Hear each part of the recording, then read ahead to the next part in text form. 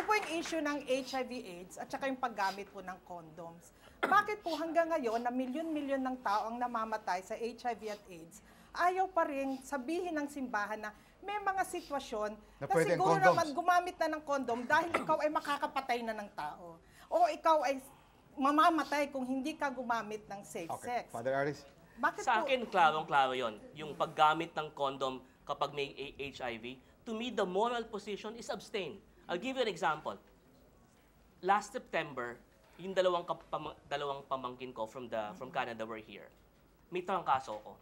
Sabi nung kapatid ko, oh, huwag mong hawahan, ha?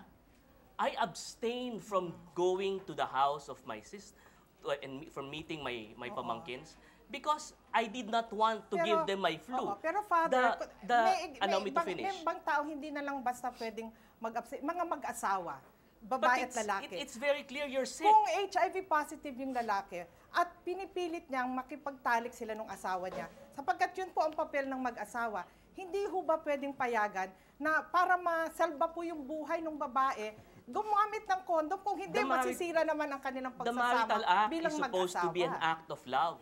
And if the husband who has HIV loves the wife, the only right thing to do is to abstain. Oh, pero kung hindi ho siya katoliko, for his entire life? At may ibang lipunan na walang kapangyarihan You're sick ng with misis. HIV. My God. Pero excuse me, Yes, ako Diway, naman, okay. ang tingin ko naman dyan, marami naman tayong ginagawa. Kung yun talaga kailangan, sabi nga natin, nagkakasala talaga tayo lahat eh. Di gawin niya yun, tapos magpasorry na lang siya. Oh, pwede ba yun? Pwede ba yun, Father? Pwede yun.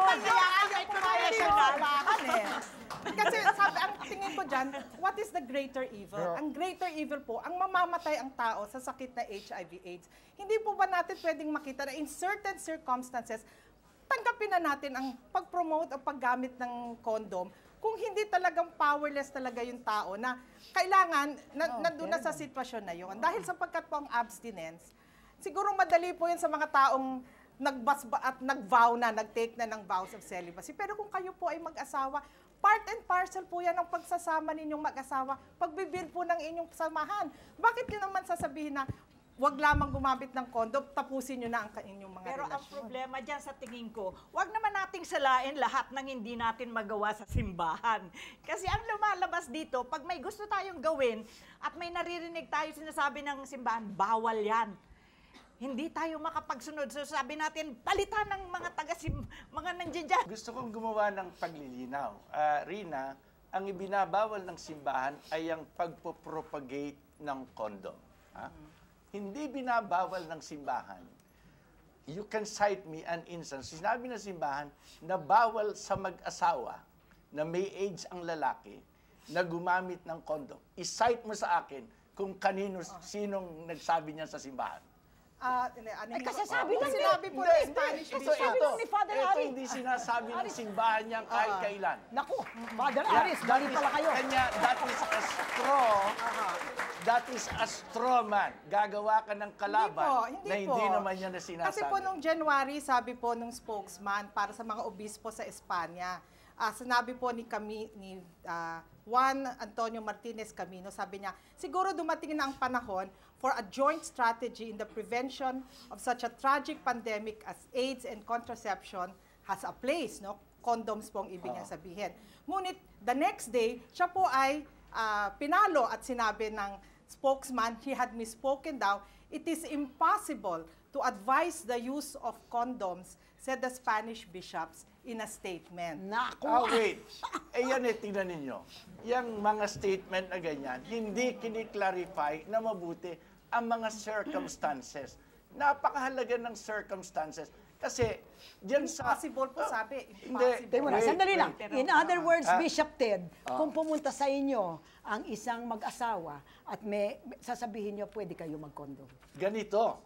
Kung siya, ganito sasabihin ng babae, huwag tayong magtatalik kung ikaw ay may AIDS. Okay. Kung nagpilit ang lalaki. lalaki. At ang turo po ng simbahan duty po ng babae na pagbigyan ng kanyang asawang lalaki. Yan, mapoprotektahan ng babae ang kanyang sarili sa paggamit ng pamamaraan na mapay pigilan At hindi ho yan sala. Hindi lamang yan. Nako, Sinabi kita na ni nyo. Bishop Ayan. Makani yan, ha? Si Bishop, si Bishop sinasabi Makani ko. ang pupuntahan Pero natin. sasabihin ako, Mangungumpisa tayo Sinasabi sa ko, kanya. malinaw na malinaw, Rina, hindi mo pa napapatunay na sinabi siya sapagkat malinaw na malinaw sa principle ng double effect.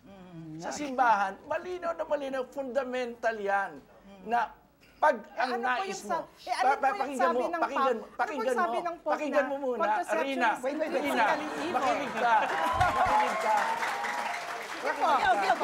Okay, you first, you Ah, first. malinaw na malinaw sa principle ng double effect. Kung meron kang tinatangkang gawin, halimbawa, pigilin ang pagkakontaminate o pagkakontaminate mo mula sa asawa mo, then yung purpose na yon, kung may double effect, kung may ibang effect, no, na hindi mo man gusto, pwede mong i-tolerate yun. Okay. Kanya, Pwede ba kanya naman Rina, humanap ka ng statement sa simbahan Sige po, na nagsabi yan tungkol sa mag-asawa Okay. na may AIDS ang lalaki. At chine-challenge kita, hindi mo maipakikita. Okay. Res. We'll go to another point. Res,